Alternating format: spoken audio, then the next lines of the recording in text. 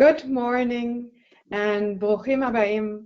Welcome to our webinar on the Corona crisis. My name is Nina Cohen. I'm the head of the FPS Israel desk and a partner in our real estate group. We're certainly experiencing difficult times at the moment. With over 1.3 million confirmed cases and 70,000 deaths worldwide, COVID-19 has become a universal concern for governments, businesses, and investors all over the world. Germany is no exception.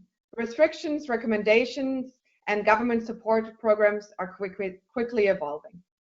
Hence, it is very important for investors and business leaders to be aware of these changes. We at FPS understood that our clients need a multidisciplinary team to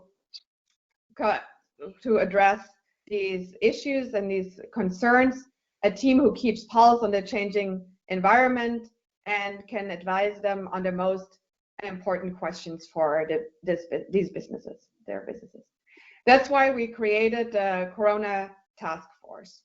In addition to advising our clients, we have created a regular webinar series and provide information on our website. Please feel free to check out our website. We're in the process of also providing all the information in English. We also created a Corona-safe room for notarizations, and I'll show you a picture in a moment where you can,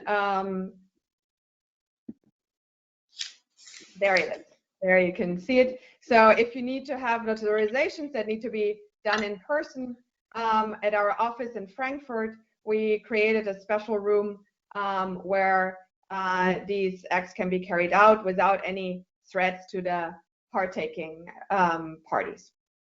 Today, we have compiled some of the most relevant topics for international investors and business owners. Let me quickly guide you through the agenda. We wouldn't be good lawyers without a good disclaimer, so please be advised that our webinar is for information purposes only. It does not constitute legal advice. If you need specific legal advice, please feel free to contact us. You can either use our general email address, or you can contact our speakers, whose information you will receive throughout the presentation. We have a very interesting panel of speakers lined up for you, and I want to say a few words about the topics we're covering today. We will have my colleague Daniel Herper from our Insolvency group talk about the impacts on insolvency law and the general situation of the German economy, give kind of an overview. Then I will talk a little bit about the most current restrictions, the contact bans and lockdowns. Then my colleague Benjamin Onnis from our employment group will talk especially about short-time work and other implications for employment. I'm very excited to have Stefan Kirchmann from Mazars joining us today. He will give some practical advice on tax and payroll and talk about government tax measures to ensure liquidity. We will then hear my colleague Dietrich Sommer from our real estate group talk about the impacts on rental law and what has changed with regard to terminating rental contracts. Very excited also to have my colleague Annette Rosenkötter from our procurement group join. She will talk about state aid programs. There's constantly new changes and new things evolving, so she will give you a current update. And then my colleague Philip Weber from our M&A group will have some very interesting information for startups. We will also have an opportunity to ask questions during the Q&A session. Please feel free to use our question tool and to ask questions throughout the webinar, which we will collect and then answer at the end of the session. So now, without further delay, if I manage to change the slide, I would like to hand over the presentation to my colleague Daniel Herper, and he will give us some insights about the state of the German economy. Thank you.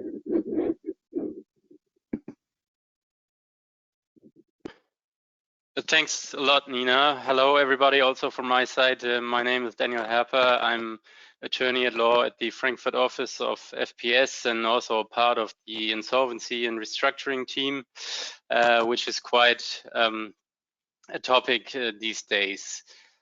Today, I will give you a short overview about the current economy in Germany, as well as the major changes in the insolvency law in Germany.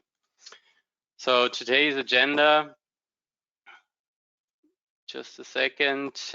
For a starting point, I will like to take a brief look into the situation right before the coronavirus, followed by current developments and especially the new legislative measures. And last but not least, a quick outlook into the coming weeks, as well as a few recommendations for the involved stakeholders. So the situation before Corona, we can say that before Corona, the German economy was very solid. We had a very strong market, especially we saw declined insolvency cases year after year since the financial crisis of 2008. Numbers were very low, only minor cases. The market actually was supplied with sufficient liquidity, especially the financial players were having lots of liquidity pushing into the market, which led to a quite large number with very high values of M&A deals, a very seller-friendly market, you can say. Nevertheless, even before the Corona crisis, there were a few industry sectors that were already facing difficulties. Besides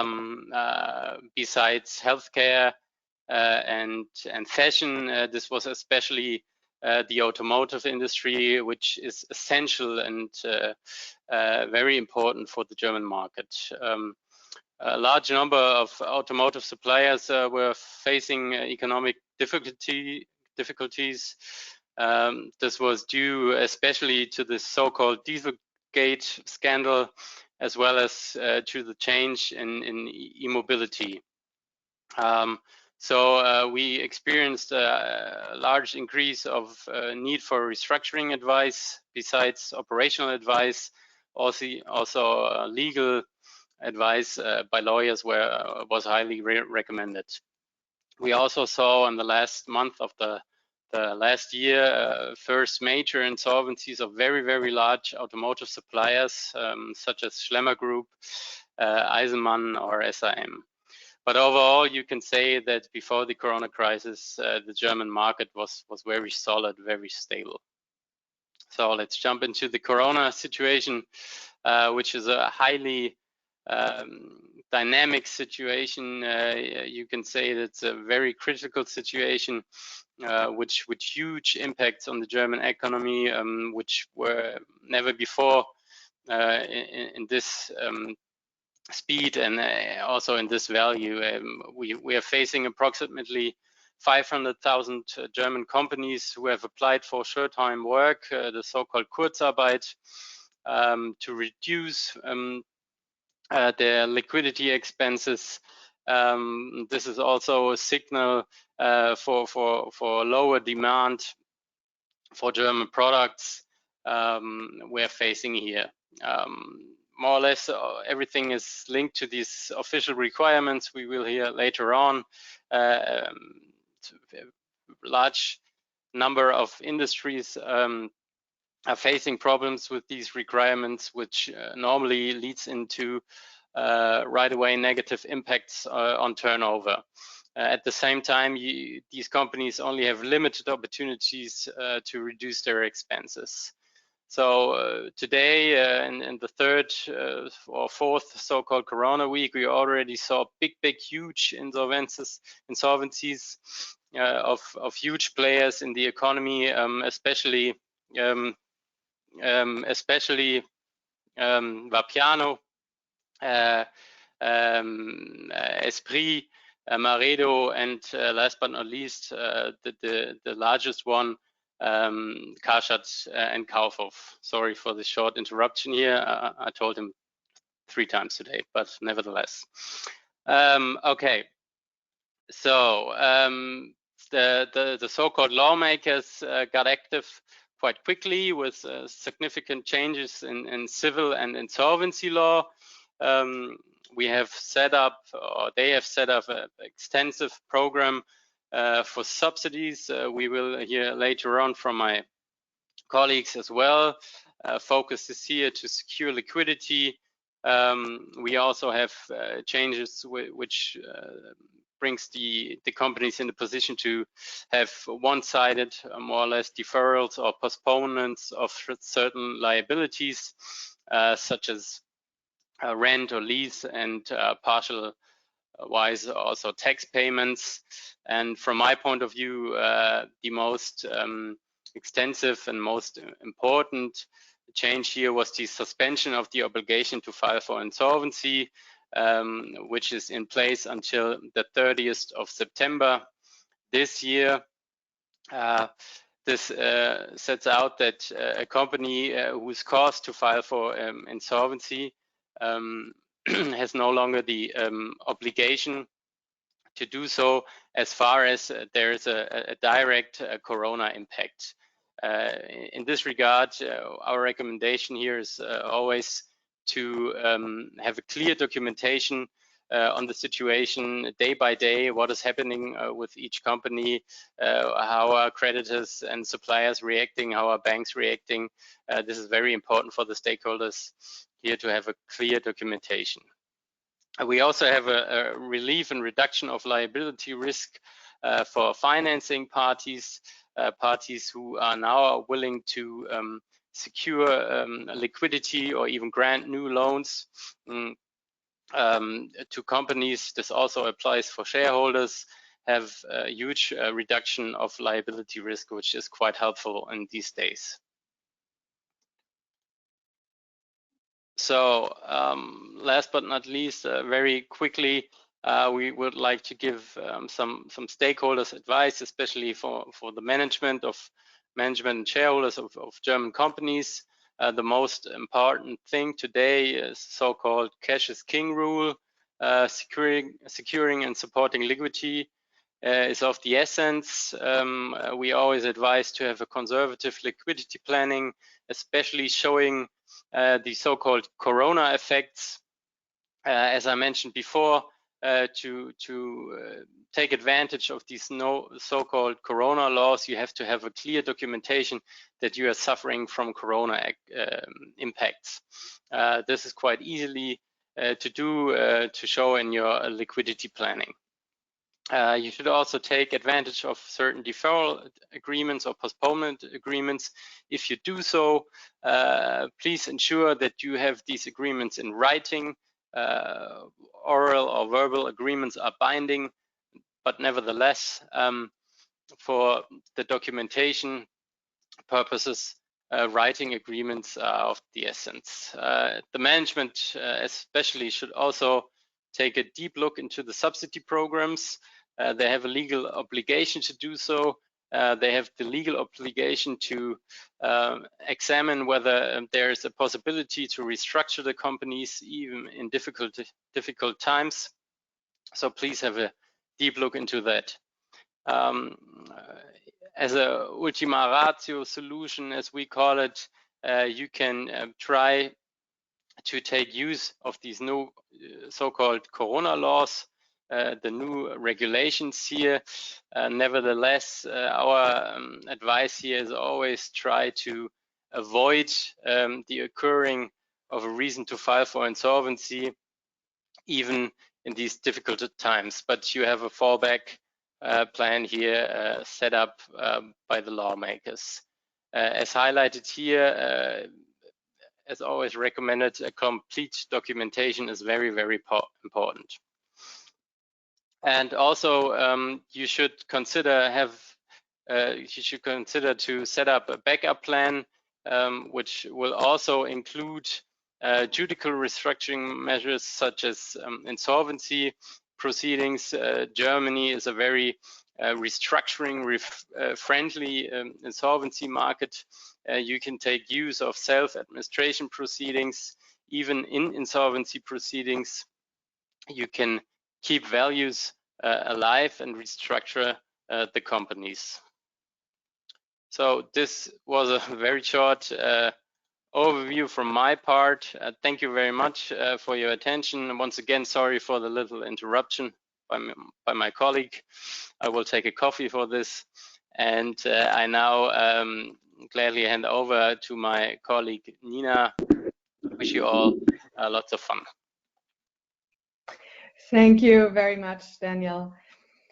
Yeah, I'm still amazed how quickly life can change, and it almost feels normal that supermarkets now restrict the number of customers in the store, and that we rather spend our evenings with Netflix than with friends in a restaurant. And I would like to use the next few minutes to give you an overview of the most current restrictions, and especially those that refer to businesses.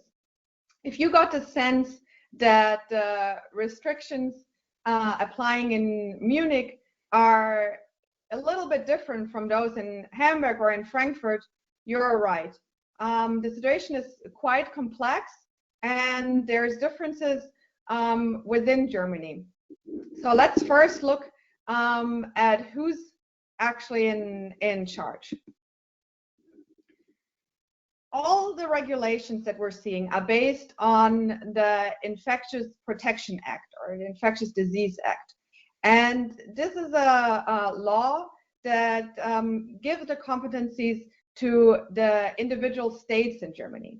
So the federal government is not in charge. There is a new exception that I will talk about in a minute.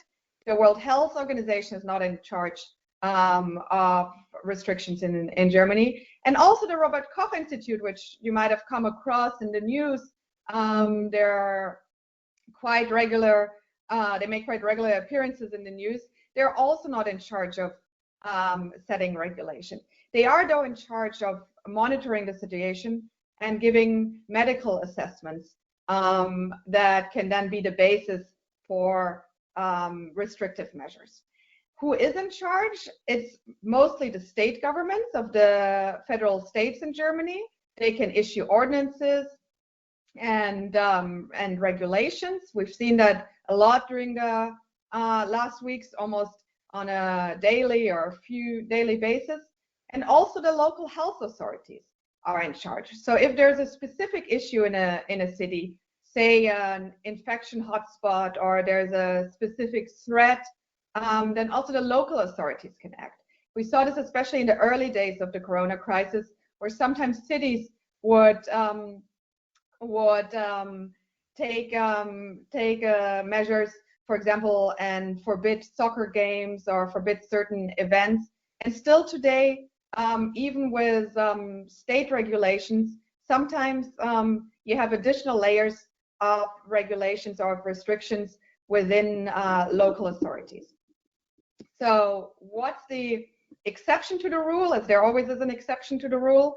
Very recently, on March 27, the German Parliament and the Federal Council agreed to change the Infection Protection Act and actually equip the federal government with additional competencies.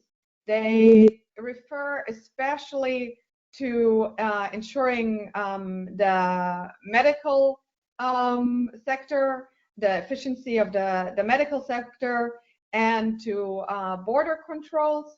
There was also a discussion about tracking movement data through mobile devices. I know that many countries do this.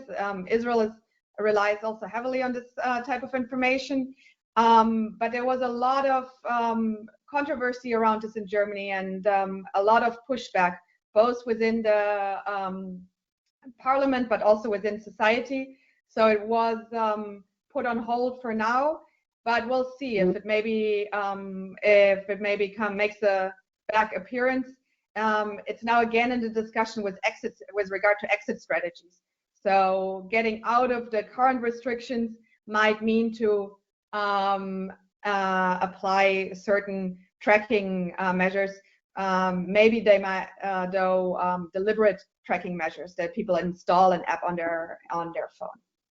So in general, the measures that we're looking at today, the contact bans and those restrictions, they are imposed by the local states, and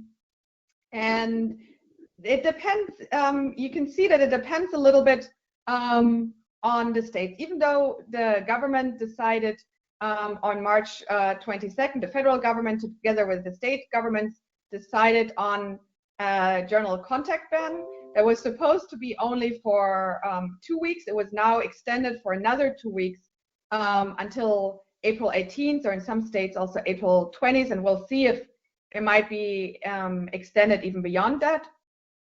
But despite this general agreement, the different states took different routes. So most of the states in Germany decided to go with a contact ban. 12 states.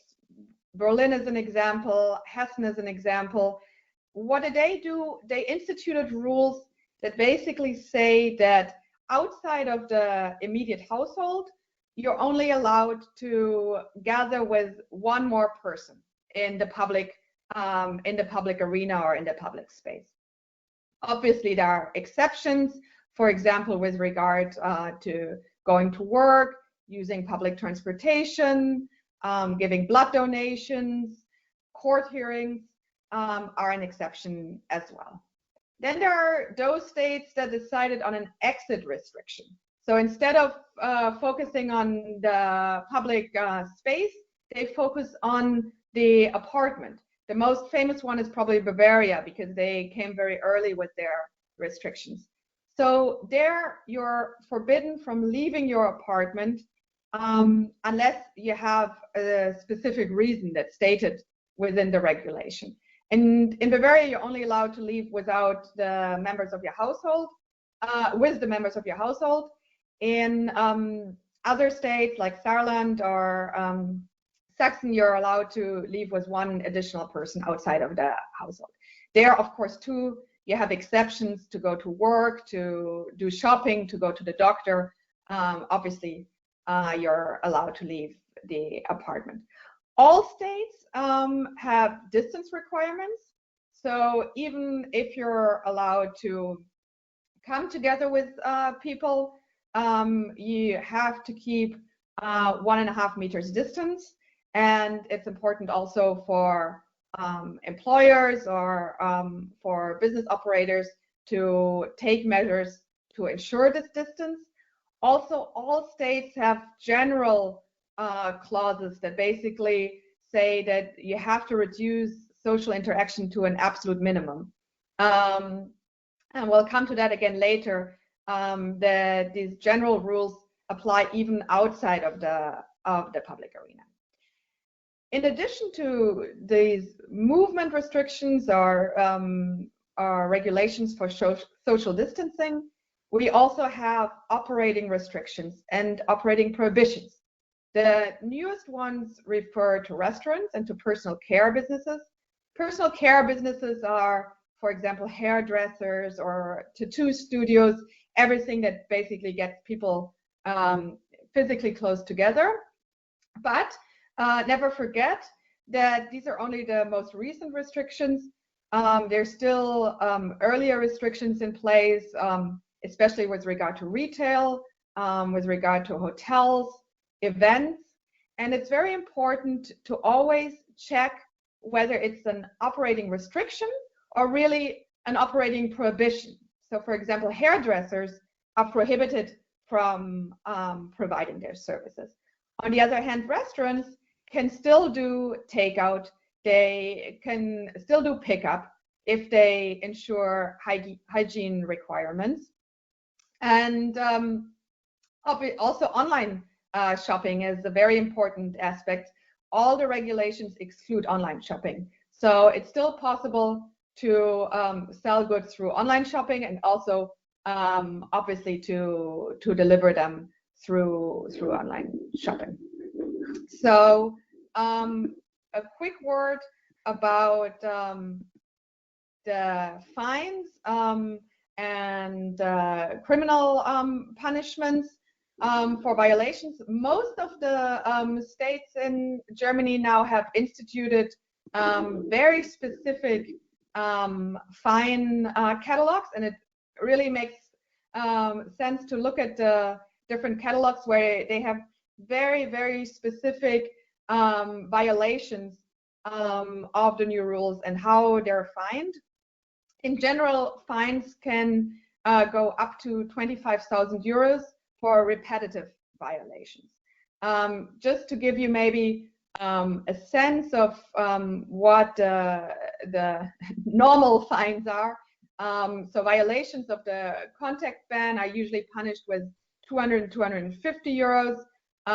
Opening stores in violation with prohibitions differs a little bit by states. Hamburg has a fine of 2,500 euros, and Hessen is between 500 and 5,000.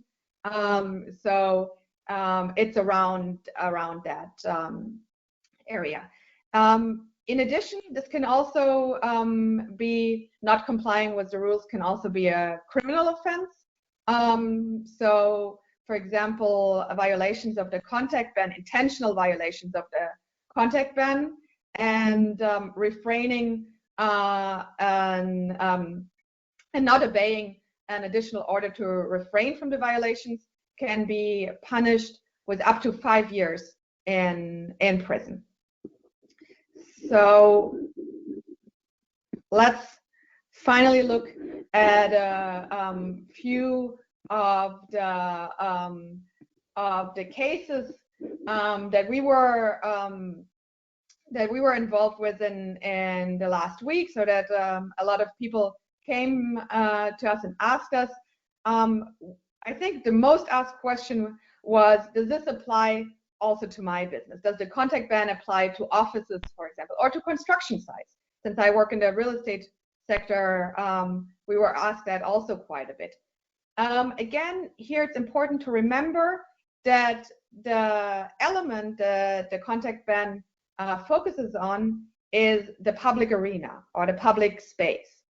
None of the regulations actually have a definition what that is. Some, for example, Brandenburg, at least lists some examples.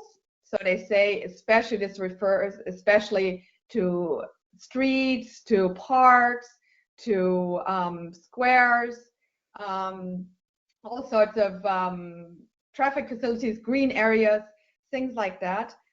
If you look at the case law from the German Constitutional Court on public space, not Corona related, but before that, they always said that two elements are important.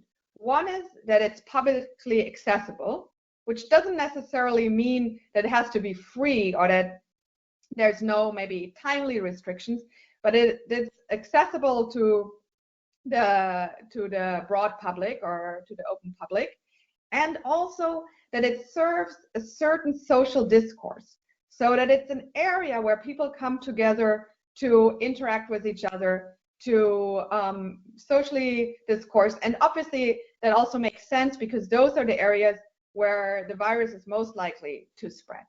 So offices or construction sites that, while still being outside of the apartment, are not places that would qualify as public spaces.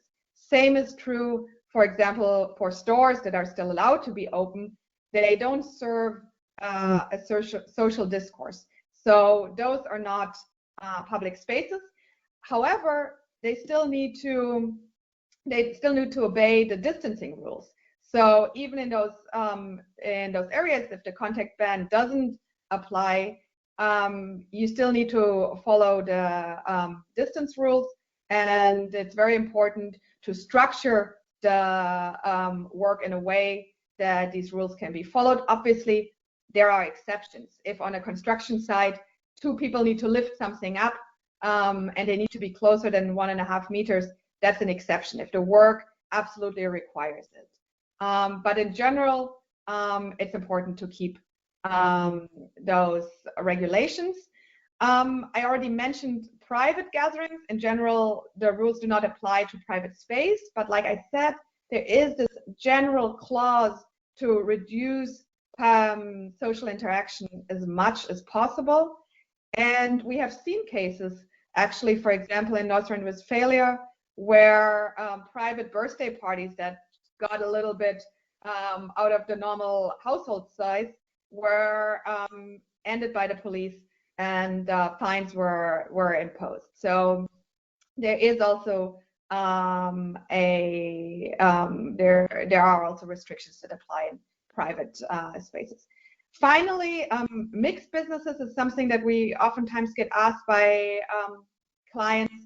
So what happens if you have a business that sells some goods that are allowed? So for example, grocery or newspapers, but then the same store or the same business also sells products that are not allowed, that are restricted. So let's say clothes. Most states now have answered these questions or have included this case in their regulations, and the answer is that you have to look at the focus of the assortment. So if the business has mainly products that are still allowed, the whole business is allowed to open.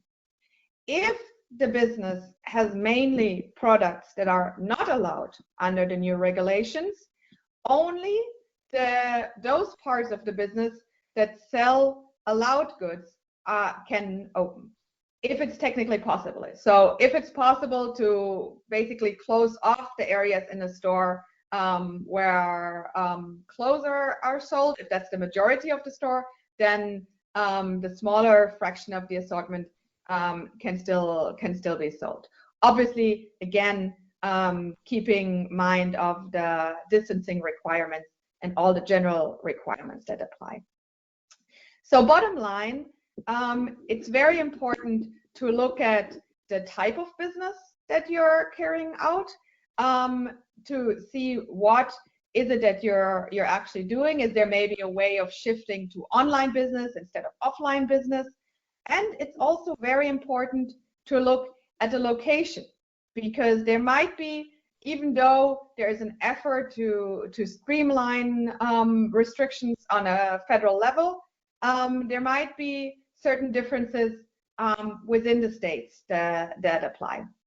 So if you have any specific questions, we're very happy to help you navigate the quite complex challenges of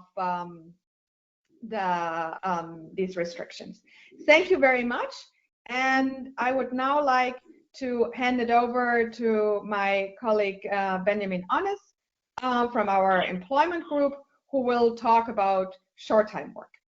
Thank you.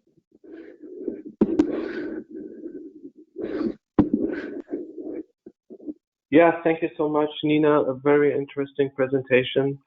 I'm Benjamin Onnis, salary partner at FPS, specialist for employment law, and now we will talk about short-time work. If you concerned with short-time work, don't feel bad.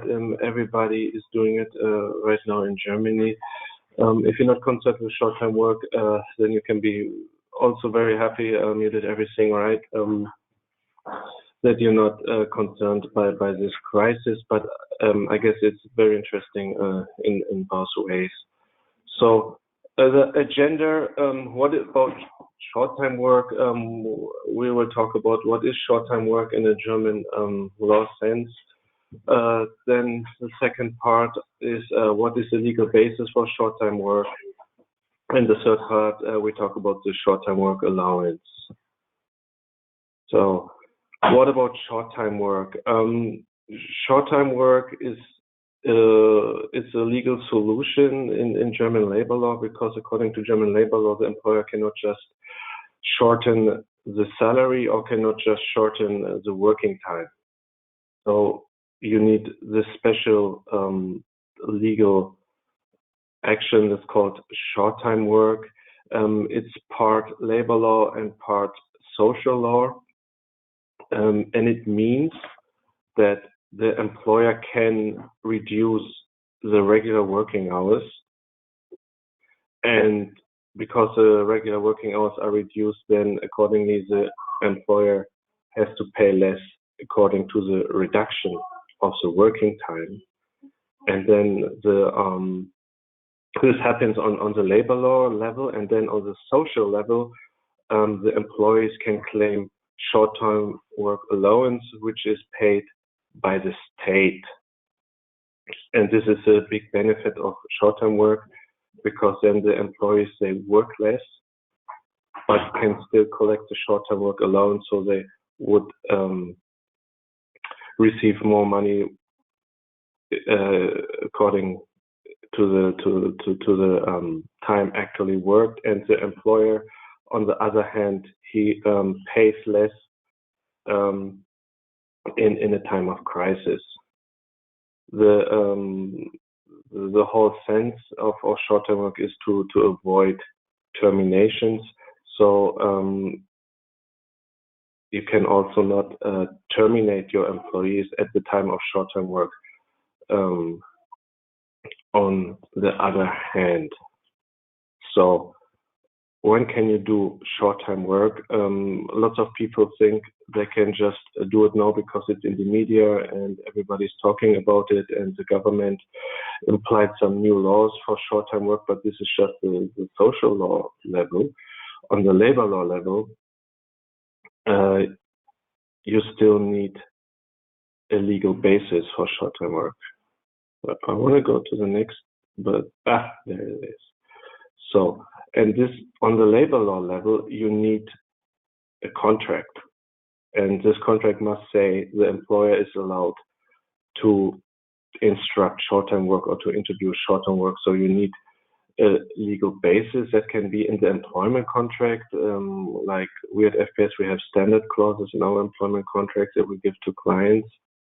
Then you can have additional agreements. Like when you don't have a clause in the employment contract and know you want to introduce short-term work, you can make an additional agreement up right now.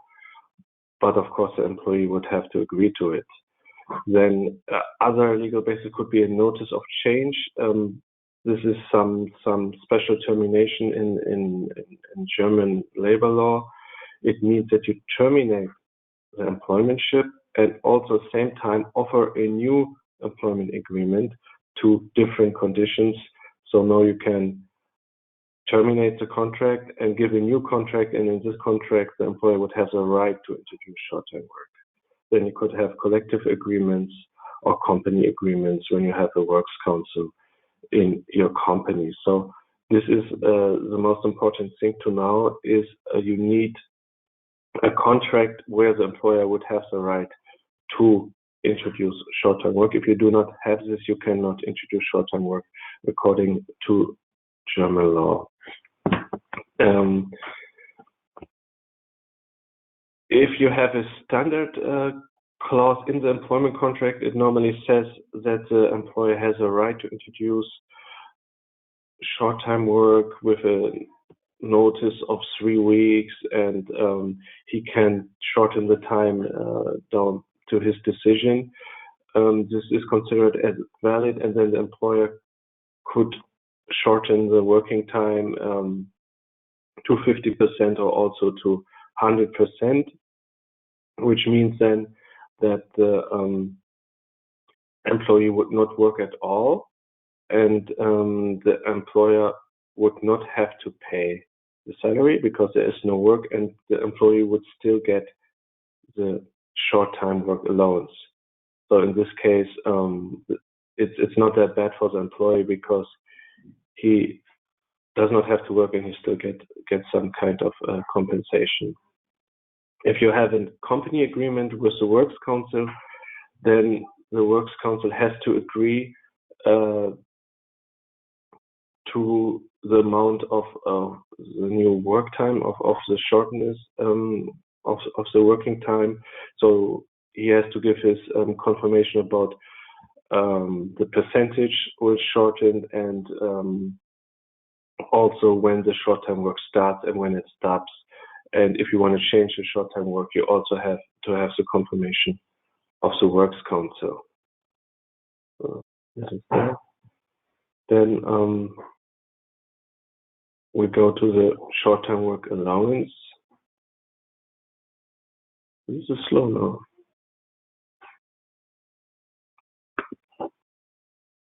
Yeah, there it is.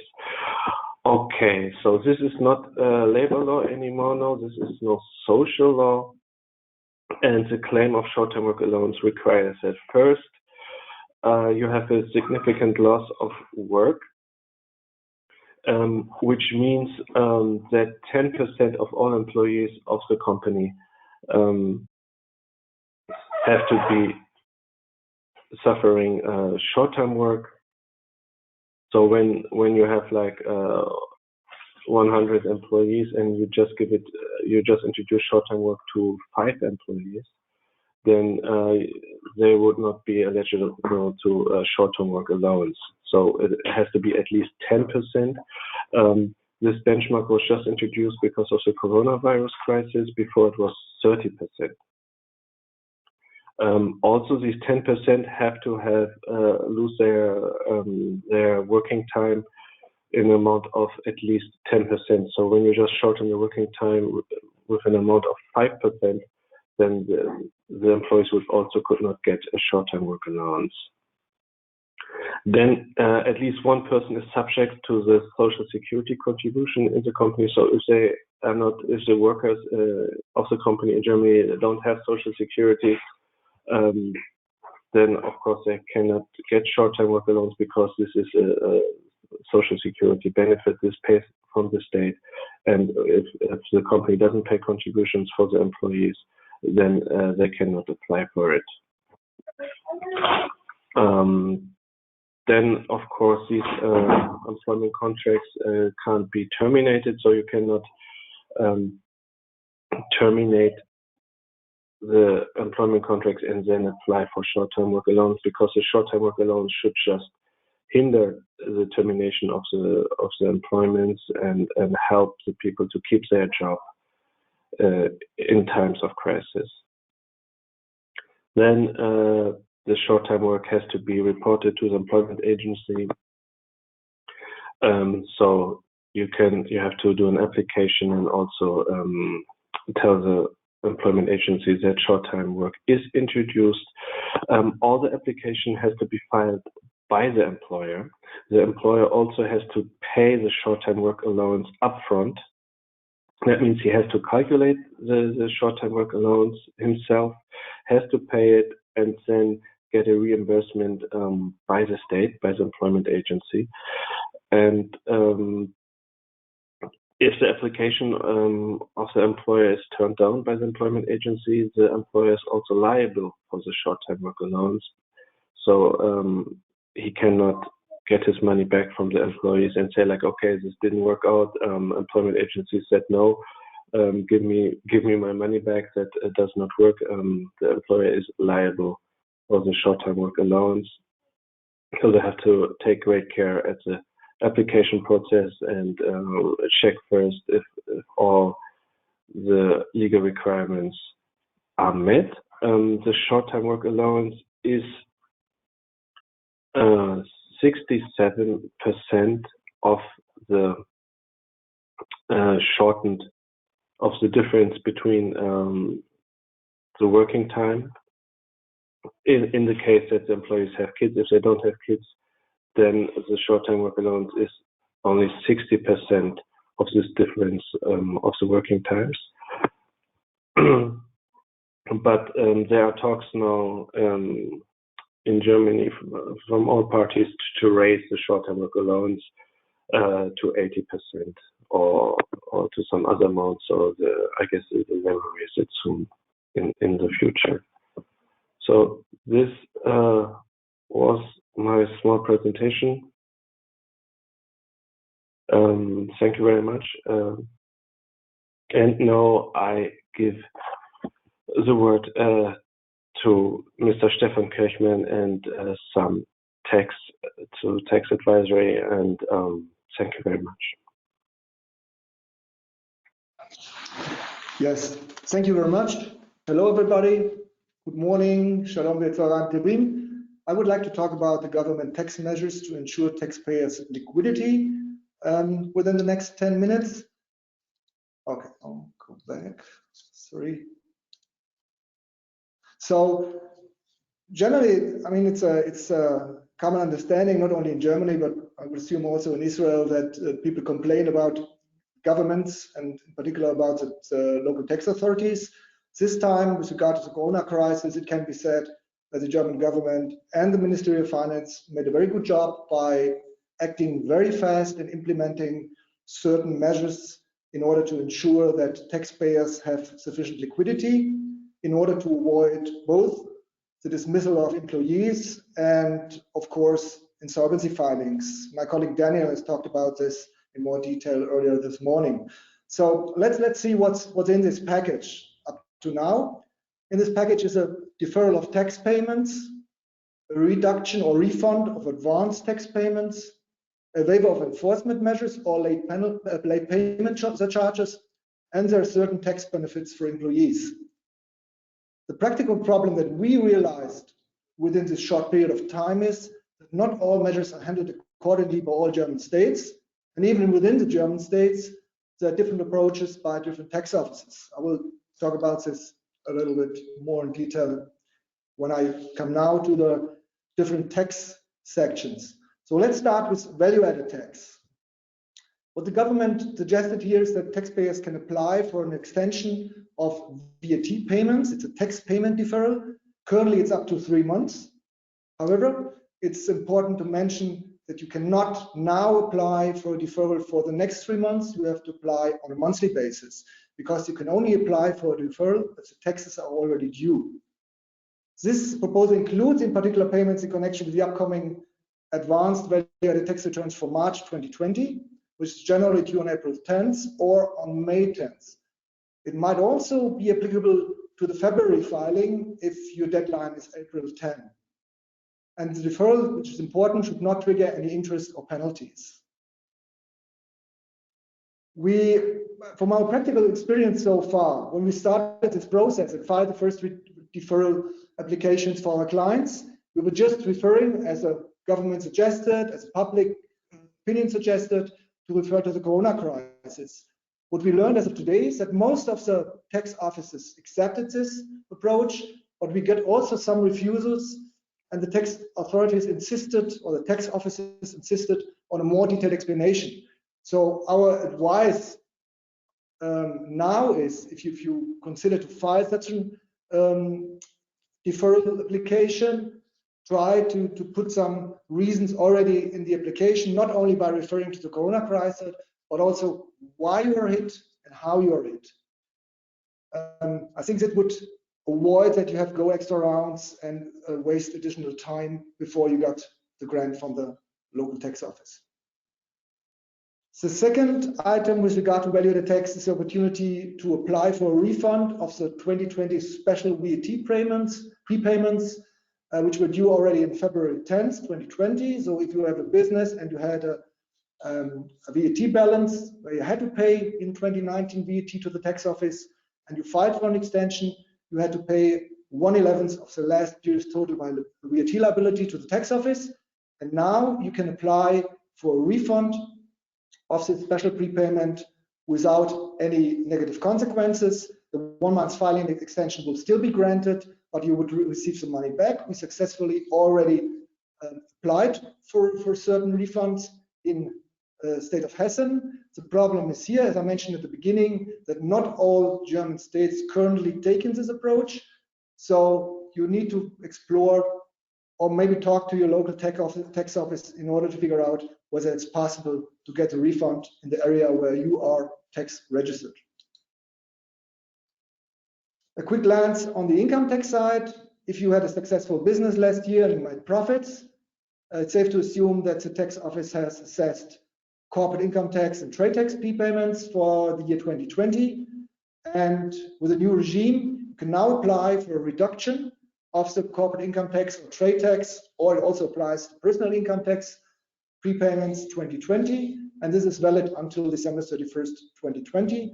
The next payment date for corporate tax, for instance, is 10th of June, or for trade tax is 15th of May, which is just around the corner, so you can apply for it. And you can also apply for the taxes you already paid for the first quarter 2020, and you can apply here not for a reduction, but for a refund. And again, we already applied for some of our clients for these reductions and refunds, and they were granted successfully. And also, if you have a tax burden or have a tax payment to make, let's say for 2019, there's the opportunity to request a deferral of this income tax, which is already due. And in this particular case, of course, you would have to provide further details why the collection would constitute a significant hardship for your business.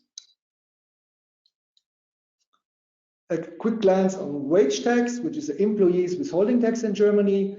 Unfortunately, deferrals of wage tax withholding are generally excluded from the tax policy measures. Why is that? The reason is because in the other cases, VAT, corporate income tax, trade tax, the debtor of the tax is the company. And as far as wage tax is concerned, since wage tax is a withholding tax on behalf of the employee, the debtor of the wage tax is the employee. And therefore, the government says there's no way to defer any payments of wage tax with regard to the Corona crisis. However, again, 2 states currently took a different approach. In Bavaria and North Rhine-Westphalia, it seems to be possible to apply for a deferral of the submission of the wage tax returns, which are generally due on April 10th. And you can defer this by 2 months, which means you would have to submit the return 2 months later, and of course you would have to pay the wage tax 2 months later.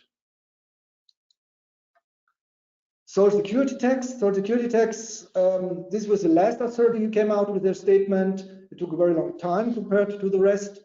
And let's say in a nutshell, they also grant a deferral without interest or late payment fees, but the procedure is rather complicated because you first have to take advantage of all other relief opportunities. And as far as we understand, including short-time work and all the other measures, taking loans and stuff like this. So from a practical point of view, as far as we see it at the moment, it's not very helpful. And as far as I know, none of our clients has tried to apply for this regime.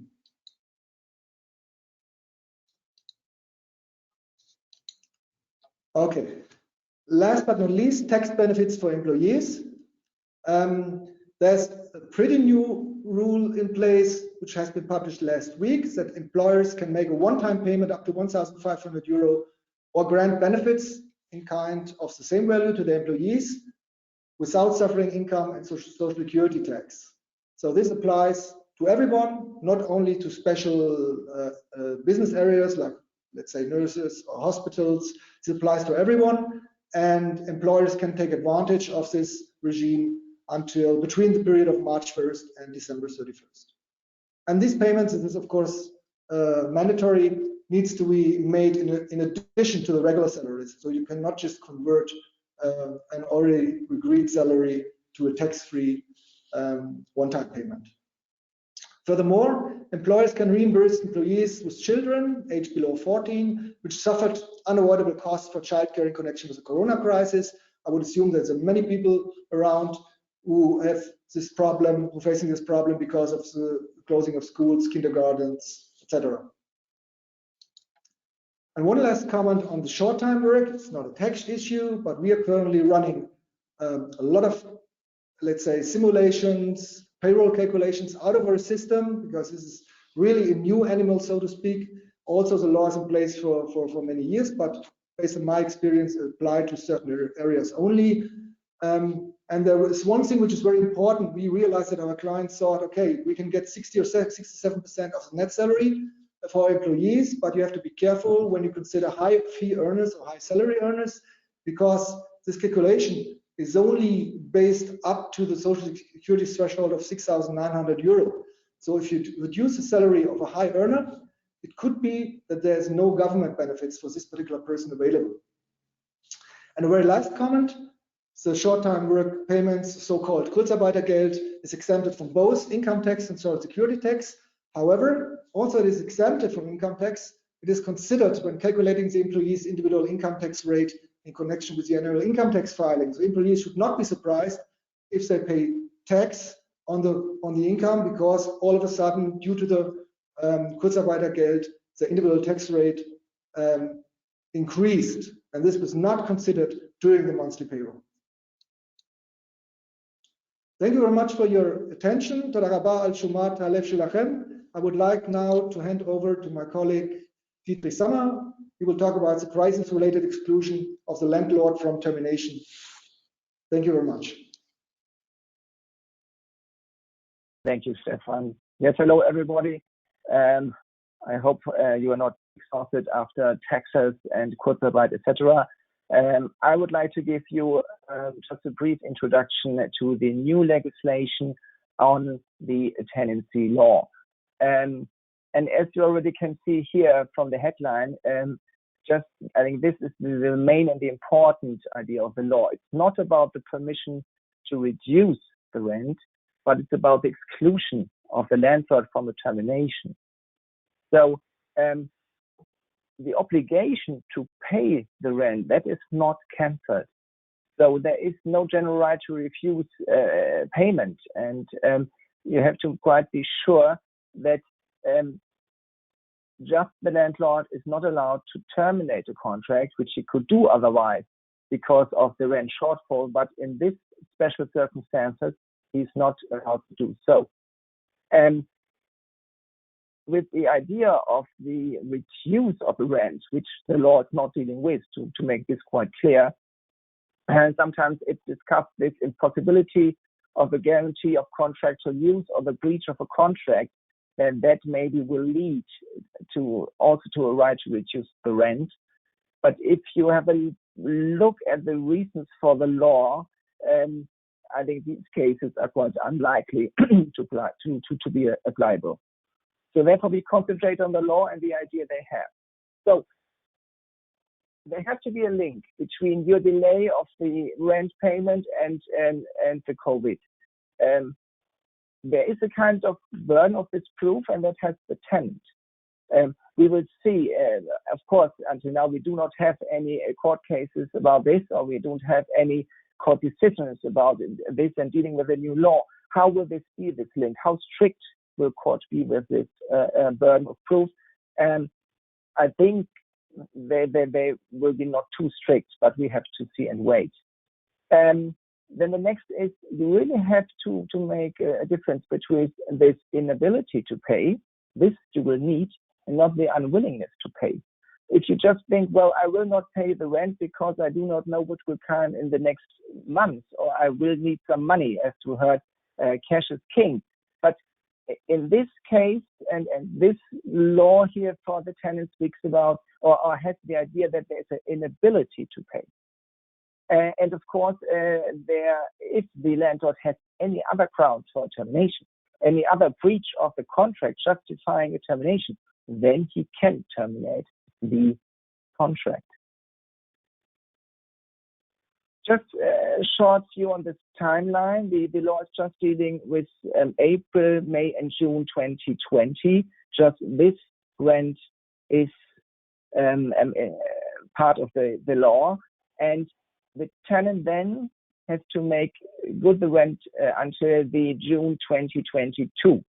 So once again, it's not that you are not you do not have to pay the rent. It's about just the delay of this payment. And this leads to the next thing. Don't forget, if you really make use of this new law, then the landlord has quite some tools he can use. On one side, he can use the rental security deposit. So if you do not pay the rent now for April, May, or June, the landlord can use the security deposit. That's maybe something or the tenant not really want. And he can sue the tenant even for the payment. There can be action for payment. And this is maybe something that really is quite important. The tenant must pay interest. So if you do not pay now really the rent for April and you pay it then in 2022, well, the payment was due. So there is an interest rate about maybe 5% if you're a consumer, or 9% for anybody else above the base rate, and it can be then quite expensive. So if you just think now about all this, it's maybe the best idea to maybe first talk to your landlord, speak to him, and maybe you find a kind of solution here. Then because the new law does it make not really easy for the tenant to have any benefit from this. So thank you very much for your time, and I would like to hand over the presentation now to my colleague Annette Rosenkötter, and she speaks about the state aid. Hi, Annette.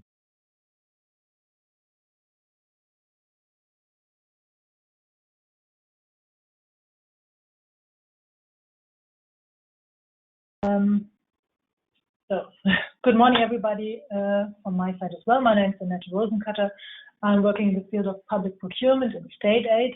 And I want to give a quick overview of the measures which are at hand in Germany now. State aid generally is forbidden, but special times ask for special measures. And the EU Commission is committed to give the member states as much flexibility as they need to prevent a grave recession, as well as possible as this may be. So the EU Commission set up a temporary framework allowing certain measures in the special times regarding funding granted by the member states to companies in need due to the COVID crisis. In the first temporary framework issued in the mid of March, there were 5 kinds of measures: direct grants, selective tax advantages, we heard about them, and advanced payments up to 800,000 euros per company. Additionally, there were state guarantees provided for subsidized loans and safeguards for banks, the commercial banks that were supposed to channel the state aid to the real economy. We will come to that later because this caused one of the bottlenecks for the quick effects on the market, because this channeling to the commercial banks caused some difficulties. We will hear about it in a minute. One of the other measures which were provided for were short-term export credit insurance programs.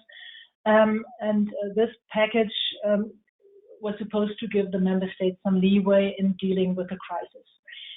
The German government is determined to exploit every opportunity the EU Commission grants, and set up really quickly in the mid of March a variety of programs using all these instruments to give every size of business and company the support they need. Particularly the subsidized public loans, however, caused some problems, because in the initial program, the state guarantees covered only 80% of the credit risk, and the commercial banks still had in their area 20 remaining % of risk. And due to that fact, the commercial banks were rather restrictive in handing out these loans and were harshly criticized. And this was one of the reasons, because that occurred not only in Germany but in other member states as well, to amend the temporary framework. This happened last Friday. And in this extended temporary framework, the Commission addressed additional opportunities to give relief or support. Of course, these additional areas where support is really needed, as flexible solutions are needed, are the area of medical support and medical products, but as well in the area of tax payments and suspensions of social security contributions, there were wider possibilities granted by this extended framework, as well as the wage subsidies for employees. But as well, and really important for the huge area of subsidized loans, the Commission granted the possibility to cover 100% of the risk by state guarantees. And this is supposed to quicken up the process to enable the commercial banks, without having to cover their own risks, to channel these things in the market and to open up this bottleneck, which was realized in the past weeks.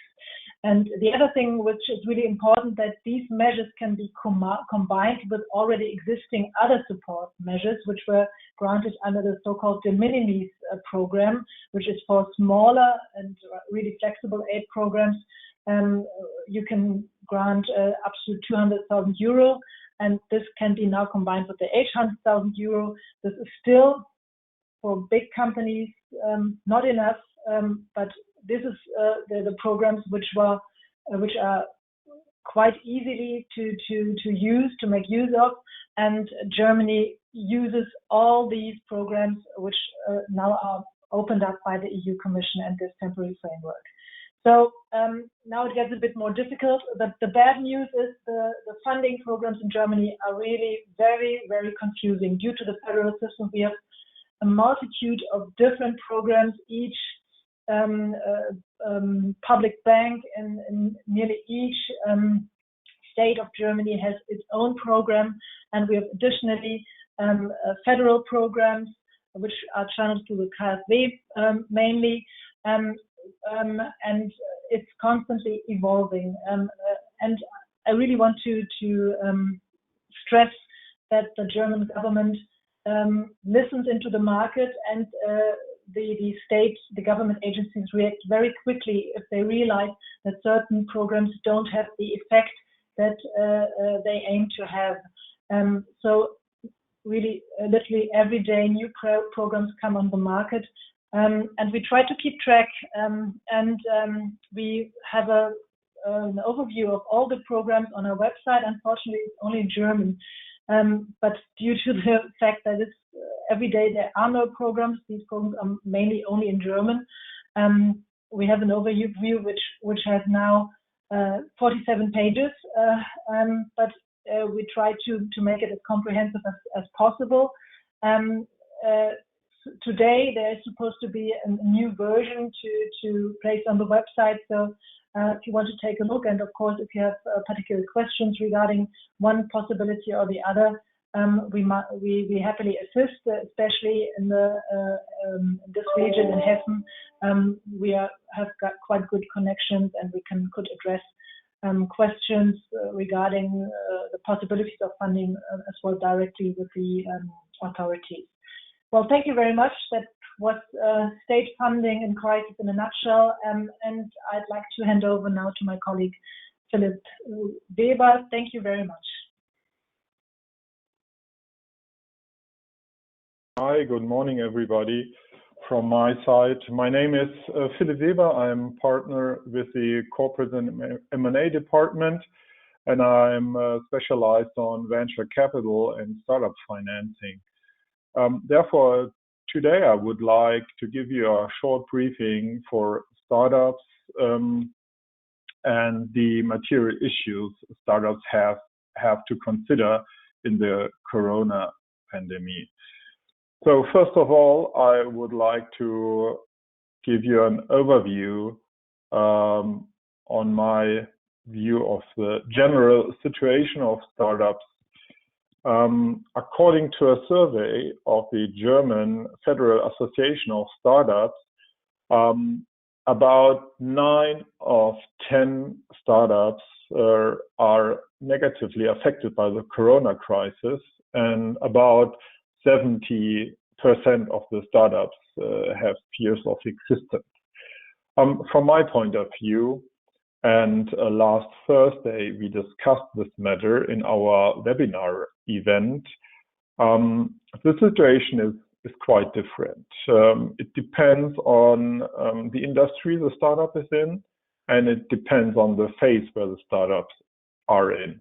So when we are looking at the different stages, from my perspective, early stage startups are not so much affected with regard to operational matters. Maybe seed fundraising could be more difficult. The most affected startups are those in the growth phase, which have to rely on turnover, in particular when they do not have a fully digital business model. With e-commerce business model, the situation might be quite different. There are startups having their best quarter ever because of the increased demand, maybe in online shopping. So what do you have to do as a founder and managing director of a startup? First of all, my advice is, please, every founder, every managing director, look at the contractual obligations. So please carefully review your shareholders agreement, your articles, your rules of procedures with respect. What information obligations do I have as a startup founder in those times of crisis? What consent requirements are there in place when I, for example, want to apply for public aid, in particular when I apply for a credit or a loan? And how can I structure really a fast-track financing round or an emergency funding process? So get prepared, look at your documents. Furthermore, of course, there are statutory obligations. I would only stress the most important ones. My colleague Daniel Herper already talked about the obligations of managing directors with respect to insolvency law issues. I would more stress on a provision in the German Liability Companies Act, which is not so well known. There might be an obligation for the convocation, so Einberufung, of a shareholders meeting. First of all, in a situation where it appears necessary to call for a shareholders meeting, you might avoid this convocation by informing all your shareholders of the current situation and of funding requirements. However, when half of the statutory share capital is lost, according to Section 49 of the German Liability Companies Act, you have to convene a shareholders meeting. If you do not do it, you even can incur criminal liability. So on my presentation, you can find the respective provision in the Act, and you should read it carefully and act accordingly if necessary. Another important obligation, legal obligation, but also an economic obligation, is crisis management. Crisis management consists of two parts. There is a proactive part and there is a reactive part. I do not want to dive deeper into the proactive one because the crisis is already here. So now in this time, the obligation of the management is to respond to the crisis. So please, if you haven't done it already, identify the impact of the crisis on your organization, on your processes, on your supply chain, on your customers, on financing. Develop measures to mitigate or master the crisis. Set up a proper organization for the implementation of the measures, and then you have the duty to supervise the implementation. In particular, when you're a team of several managing directors, there's an obligation to supervise each other in with respect to crisis management. So crisis management or crisis response is not only the obligation of the CFO or CEO, it's the obligation of the whole management team.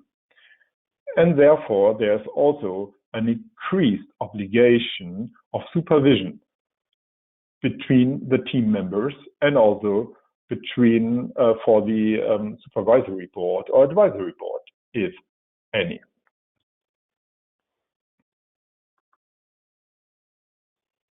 Financing round. So it might turn out that you have funding requirements because you cannot reduce your cash burn rate fast enough, or for other reasons. Maybe also turnovers are going down. Please act proactively. So ensure that your ability to act, react. Make sure that the management team is always ready to act. For example, when you have two managing directors with joint power of representation, you might discuss with your shareholder to change that for the times of crisis to sole power of representation, because when one of the directors is in quarantine or in hospital, the company cannot act or react. In particular, when you're a solo entrepreneur, make sure that somebody has power of attorney to call a shareholders meeting if necessary, and maybe to select or elect or appoint somebody else as managing directors when you're in quarantine or when you're in hospital. Moreover, talk to your shareholders, talk to your advisory board members about their availability, whether they are able to travel, or in particular when those are abroad, or whether they can participate in shareholders meeting via video conference, etc., or whether they want to grant a power of attorney to other shareholders so that they can act on their behalf. As I already told you, please make yourself familiar with the specific provisions of the shareholders agreement, the articles and the rules of procedures with regard to your funding process, in particular the emergency funding process. For equity financing rounds, begin to plan them proactively. So set up an adjusted time schedule. Keep in mind that things might take longer because of certain restrictions and the restriction for meetings.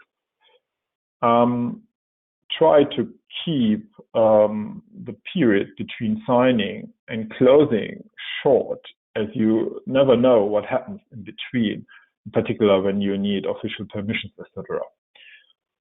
With respect to due diligence process, as founders, disclose corona-related risks during the due diligence process so that investors can make an informed decision.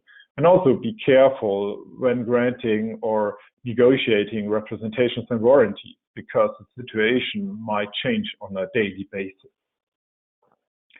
Also, I would advise you to enter in proactive discussions with your current shareholders and investors about emergency and bridge funding. And here, the preferred method would be a convertible loan for bridge funding. As the claims on a convertible loan, in particular the repayment claims, are subordinated, it's equity-like. The documentation is quite simple. There are only a few points which need to be discussed: the term of the loan, the interest, the discount when converting the repayment claims, the conversion events, and the conversion mechanism. So this is a 6 to 10 pages document. It could really be quickly negotiated if needed within 1 or 2 days. The other advantage is that you do not have to agree on the valuation of the company, because for equity financing rounds, you are facing 2 issues. First of all, your KPIs might go down, in particular turnover. And also the multiples applied also are negatively affected, because multiples in most cases are derived from stock listed companies, and as the stock markets go down, the multiples go down. But here you can defer the valuation issue or negotiations to the financing round in 12 or 16 or 18 months when the loan gets converted. So you avoid this discussion in the times of crisis. Generally, when only existing shareholders sign the convertible loan note instrument, there is no notarization requirement. So this also helps you with logistics and saves cost. Also, what you should know, in particular, when you're in early stage startups, your business angels or investors can also apply for government incentives for the invest incentive. However, there are certain aspects to be considered with respect to the terms and provisions of the loan to be in line with invest criteria. If you have any questions, feel free to contact me. Yeah, that was it from my side. A quick overview of the situation startups are facing right now. And I would like to hand over to my colleague Nina for the moderation of the Q&A session. Thank you very much and have a nice week. Bye. Thank you very much, Philip. So if you haven't done so already, now it's your turn. Please send us your questions through the chat window on your screen. We've also already received some questions that we're going to answer now in the order of the webinar. If we can't answer all the questions due to time concerns, then don't worry, we will be in touch with you after the webinar. Also, obviously, if sometimes it needs a little bit of time for the information to sink in, if questions come up later or arise later, feel free to contact our speakers or our general help desk at the Israel desk. Once more, I would like to make you aware of our disclaimer. This is just general information. It does not constitute legal advice. Obviously, we can take into account all the specifics of an individual case. So if you have individual legal concerns, feel free to contact us so that we can really give you a tailored advice. With that, I would like to first hand it over to my colleague Daniel, who will answer questions relating to insolvency law.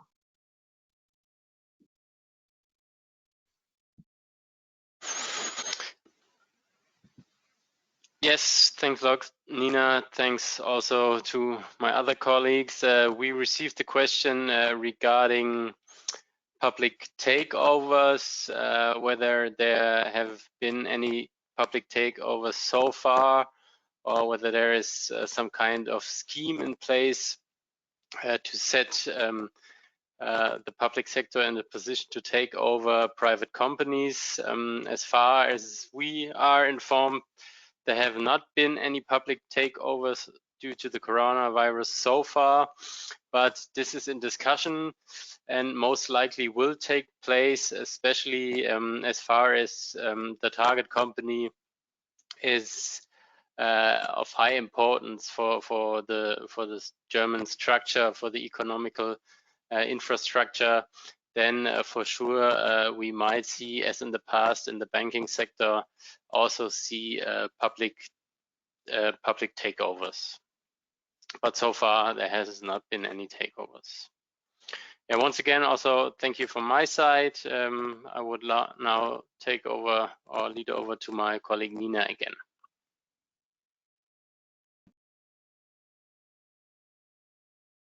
Thank you very much. I received a question relating to the impacts of the contact ban and the other restrictions with regard to timelines, especially on construction sites. We were asked what happens to a building permit that has a certain timeline. Usually, or not usually, all building permits have a timeline as for how long they're valid to start with the work, and in some states they also have a timeline when you need to finish the work. So what happens if now, due to the quarantines and due to also the restrictions on border controls, for example, certain materials can't be delivered, or you can't find workers anymore to complete your project, and what happens? Does the permit then expire? The good news is that there are exceptions from the timelines, or from the expiration timelines, with regard to force majeure, and the corona crisis does or can constitute a case of force majeure. However, it is very important that the impacts of the corona crisis need to be proved in the individual case. So it will not be enough to send a letter to the building authority claiming that the permit has not expired, or asking for the permit to be extended, just generally referring to the impacts of the corona crisis. And you will have to prove in the individual case and how far it was not possible, despite all efforts and despite all protective measures, that it was not possible to meet the timelines of the permit due to the implications of the coronavirus. If you can prove that, then there will be a good chance that you are not bound by the timelines. Thank you very much for this question. I would like to hand it over to my colleague Benjamin and the employment presentation. Thank you, Nina. I got this question. Some companies force their employees taking part of their left holidays. Is it according to the current law? Yes. The holiday works two kinds. The employee can ask for holiday, and then the company has to decide, yes, can I grant the holiday, yes or no. But on the other side, also the company can order the holidays and say, yeah, we do company holidays, for example, or they can go to a specific employee and say, you go on holiday from this at this time, and then the employee could agree or could say, no, I have other holiday wishes. And if the employee has other holiday wishes, then you have to check the interest of the company and the employee, and which interest is more important in the specific case. And when the company in the times of crisis has no workload or cannot employ the employee because of the crisis, then the company's interest would overweigh the interest of the employee. So I think the company could order holidays. You could also order company holidays, which means that the whole company shuts down and everybody is sent, all the employees are sent to holidays. If you have a works council in the company, then of course the works council has to confirm this act, and you have to find a works agreement together with the works council. If you don't have a works council, the employer normally has a right to set up company holidays, but then you cannot. What you have to be aware of is that you cannot use the complete holidays of all the employees. So you cannot shut down the company for 4 or 5 weeks or whatever the complete holiday claim is. The employees have to have some part of their holiday claim that they can use later on. So you could use 1/3 for company holidays, and this would be possible. And it's also a requirement for the short time work allowance that I talked about earlier, because the company has to do everything in its possibilities to reduce the working time, and for example, giving holidays, because you cannot collect government fundings and don't send the people to holidays, for example. So this would even be the requirement for short-term work, to even send the people to holiday. If then from case to case you cannot grant the holidays for some special reason, then it doesn't matter in consideration with the short-term work allowance, but at least you have to try to send the people to holidays. Okay, I guess we do not have much time for other questions. You can send us emails, or we will go back at you. Thank you very much for your attention. And now we go to Mr. Stefan Kirchmann to his tax questions. Thank you very much. Thank you. I'd just like to pick one question, which I think is very important, and I have to admit that I forgot to mention this. The question was, how long does it take until the tax authorities come back on an application, either regardless of whether it's an application for a deferral of a tax payment, or a refund, or let's say a reduction of tax prepayments. So far, based on the experience within the short amount of time, the tax authorities reacted very quick, but this was mainly due to the fact that we placed all our applications online. This is very important. Before Corona, it was common practice to send letters to the tax office, but we learned that even within the tax offices, people are working from home, picking up regular mail, regular post once a week. So it's absolutely recommended to file, to use the online portal of the local tax office to submit all applications electronically. Thank you very much. I would like to hand over to Dietrich.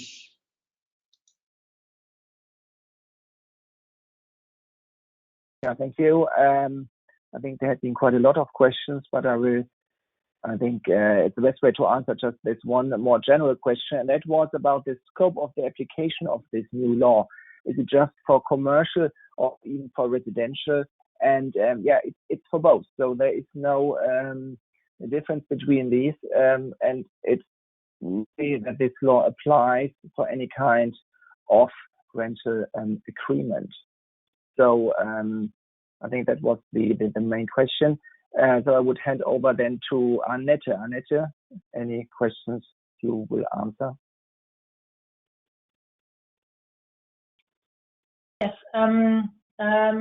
Where to apply? That's obviously a very important question. Generally, the main points of contact are on the state level, so the Bundesländer and the public banks and the relevant authorities there are the main point of contact. As well, for the federal fundings, they have a cooperation agreement, the federal state and the state level, the Bundesländer, which put the coordination and the application procedure on the level of the states, not on the federal level of the Bund. So that would be the main point of contact in the area where your business has its main seat. That would be the first point of contact. And for more details, you would need to look in this area or in our overview, where we have to, where we try to put the links to the relevant authorities.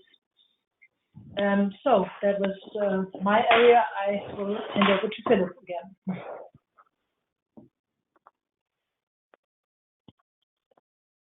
Yes, thanks very much. I received the question how to handle the notarial appointment for financing rounds in times of social distancing.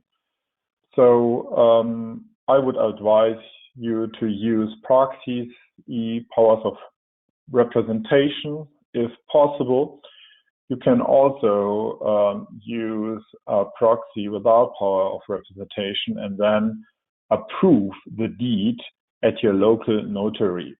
But as said before, I advise you to discuss the issues which might occur proactively with your respective shareholders and respective investors. Thanks very much. I hand back to Nina. Bye.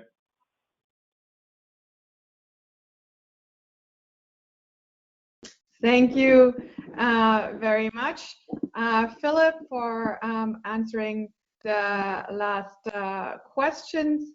And I really hope that we were able to provide you with some helpful information today. It will be very interesting to see what the next days bring. I think most of you have probably seen that Austria already announced a certain exit strategy or step-by-step exit strategy, and obviously Germany is watching that very closely, and German government will decide in the next days about the German plan. We will see when stores can open, whether there's going to be additional measures to balance out maybe a return to the public sphere with the help of additional protective measures. We're watching the situation very closely, and we will constantly update our information on our website.